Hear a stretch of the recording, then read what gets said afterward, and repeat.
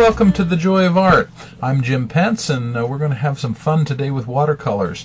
Have you ever wanted to paint a watercolor picture with nice billowy clouds? If you go outside and you look at clouds, a lot of times when people paint them, they just paint them stark white, but you'll see that clouds pick up a lot of the color of the sky, the color of things around them.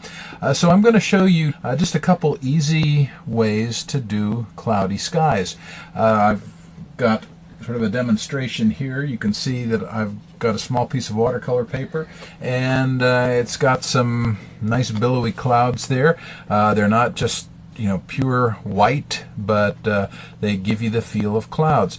You want to be careful when you do a watercolor painting that unless your painting is a skyscape, unless the focal point of your painting are the clouds, or it is a cloud bank, you don't want to make the clouds so dramatic that it takes away from the rest of your picture. But it is possible to have a nice set of billowy clouds that will add and enhance your painting, and they're kind of fun to do. Now, before I go into that, I want to show you a couple practice paintings that I did in addition to this one, and it's to make a point. And the point is, I've said before in the watercolor lessons that I do that the quality of your watercolor paper is very, very important. And if you get cheap paper, you're going to get results that probably aren't going to be what you want. So I want to show you the difference. Well, here's another demo that I did with the paper that I normally use, which is Arches 140-pound cold press paper. And as you can see, I've got fairly nice cloud effect. I didn't really like that one because I actually didn't lighten the sky as much as I wanted to, particularly when you look at this one. But I was playing around. But just to give you some contrast, here is the same technique on a piece of fairly cheap paper.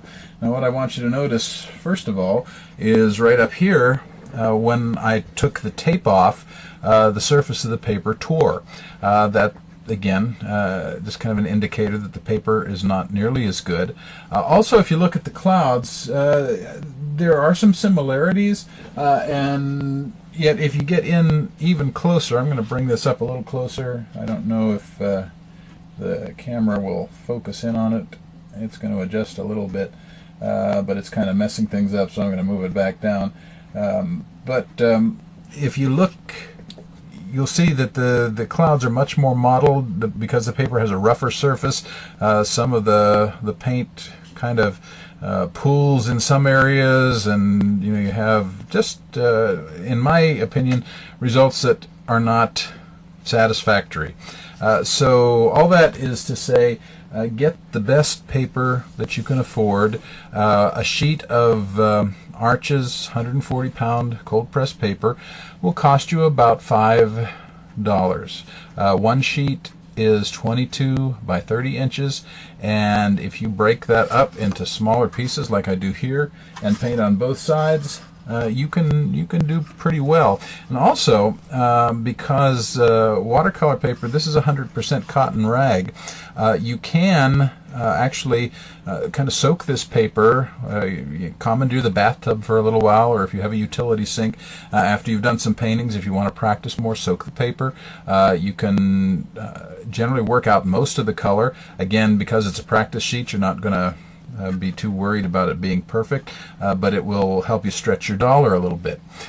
So here is the demo. I want to show you what I'm going to use in this. I'm going to use a 2-inch wide brush, and I have a good quality. This is a Daler Rowney 2-inch brush. You don't have to get something quite that big. Any good 2-inch China bristle brush, even a painter's brush. I at times also will use foam craft. Those foam craft paint brushes don't have any handy, but you can get a cheapy brush like this, that's 1.5 inches, we'll do the same thing. The main thing with the cheaper brushes is sometimes the bristles are going to come out on you, so you have to watch that. But for this, all I'm using this brush for is going to be wetting down the paper. I have a smaller brush that I'm going to show here. This is an 1-inch wide brush, and I'm going to actually use that for putting the paint on the paper.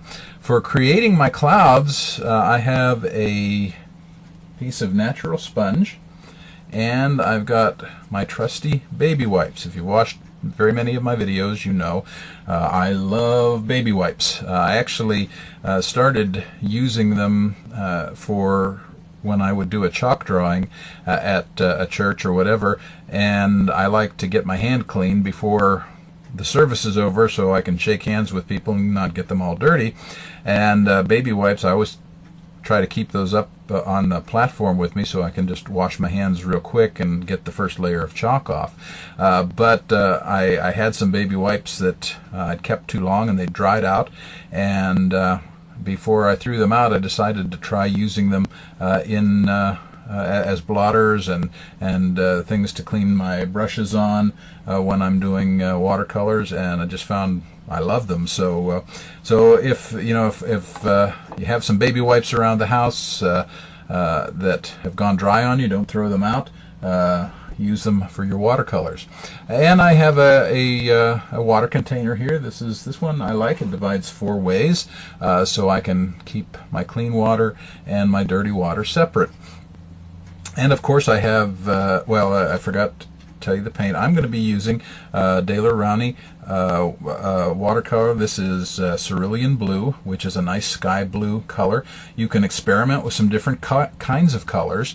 Ultramarine blue, in fact that's what this one is. This is a French ultramarine blue.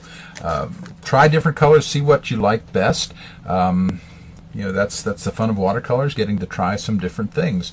So that's what I'm going to use. Now, if all you have are the pan watercolors, the dry ones, that's perfectly okay. Use what you can use. If you've got good paper, you'd be surprised to how much the low-cost watercolors, how better they look when you use them on the better quality paper. I also have this is just one of my palettes here that I use for watercolors. Again, you can buy these at an art supply store, not very expensive. You don't have to have this. A plain styrofoam plate will work just fine. Again, there are ways to keep your costs down and still have a lot of fun. Now I'm going to remove my demo and we'll work on this. I'm going to try and zoom in just a little bit closer, so excuse me for moving the camera. That tends to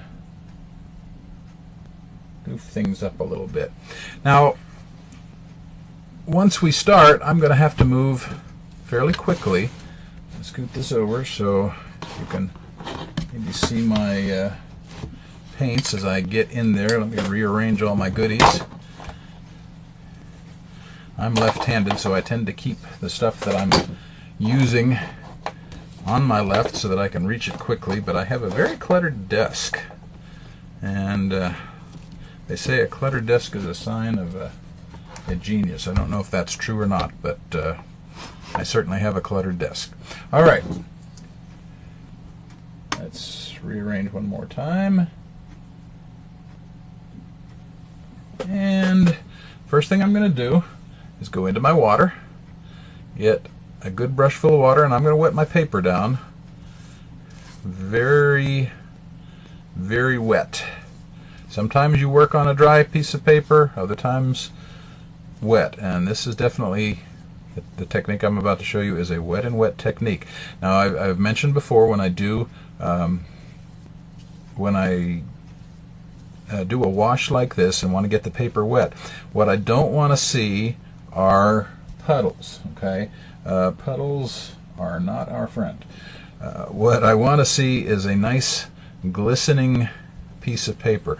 The first thing I'm going to do is I'm going to take one of my baby wipes here, and I'm going to just go around this because you may not be able to see it, but I've got a lot of extra water here, and past experience has shown me if I don't take that off, if I start to move the paper to help blend the colors, then that water is going to drip in and create the ever-dreaded blossom. And you've heard me talk about blossoms before. Okay, I'm going over this now with a wet brush, but the brush, I haven't added any water to it. I'm just using the water that was already in it, and I've got a very nice sheen. The paper is glistening, but there are no visible puddles. I'm going to come back in one more time very quickly and take out this extra water. And now it's time for the fun. So I'm going to use my 1-inch brush. You get a little bit of water there. You notice some paint was in it. That's I don't leave my brushes dirty. That's left over from my practice session that I did. I always do a good practice session before I do these, so I don't get in the middle of a project and then realize, oh, this isn't going to work. So I've got my my brush good here. I'm going over now to my cerulean blue. I'm going to move that over so maybe you can watch a little bit as I mess with the paint before I put it on there. Going in, and I'm going to bring it over here, and I'm going to get it pretty thick. Now I'm going to add some water to this, but one thing that you want to keep in mind as you work with watercolors is that watercolors dry about 50% lighter than you see them go on. So if you want a strong sky, you need to actually paint it a little bit darker than you think it should be, and then it will dry out about right. I'm going to come over here, blot off a little of the extra water that I've got in here, and now to create my sky, I'm going to just bring it across. I'm going to come back here, get some more paint. Okay, I want it very strong toward the top of the paper, but I'm going to just keep going, and a little lighter pressure, no extra paint, and I go down and kind of fade out toward the bottom. I'm going to come back here again, add a little bit more pigment in at the top.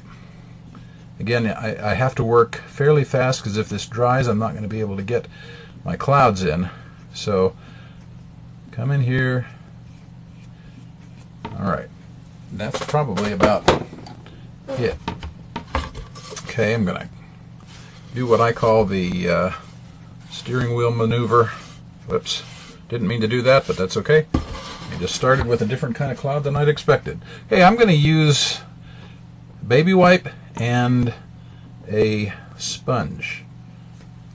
Alright, I'm coming in. I'm going to just start out with the sponge, and since my baby wipe kind of created a happy accident there by wiping across. Okay, I've taken a little bit of water off with the sponge. Okay, I'm going to come back in now with my baby wipe, and I'm just going to really blot my clouds in. I'm going to come down toward the bottom and kind of lighten this a little bit, model it. Okay, let me get another baby wipe, a little bit more dry surface. Okay, I'm just kind of folding it up, coming in here. I'm pushing pretty hard because I want to blot a lot of that water out. So if you want to get certain parts of the clouds lighter, you're going to blot that out.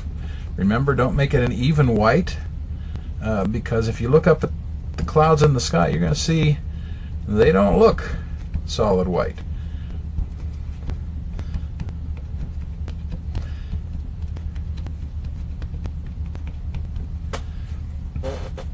Okay, and there you have it. I could play with that more and more, but again, unless the clouds are the primary focus of my painting, I'm probably going to leave it at that. I might come back in and tweak it a little bit, but for the most part, I kind of like how it's turning out. I see one area that I need to maybe lift a little bit of color out, but I like that. A few weeks from now, maybe we'll come back in and see about laying something in on top of here to see how we could turn this into a painting.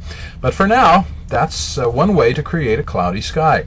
So I hope that you will take some watercolor paper and some watercolors and try this out. Have some fun, and be sure and send me photos of your pictures that you do. I'd love to see them, and we will put them on the website and the blog. You got to send them to us, though, because if you don't send them, we can't put them on. So thank you so much. I hope you've enjoyed this. I hope you'll take it and practice it, and we will see you next time on The Joy of Art.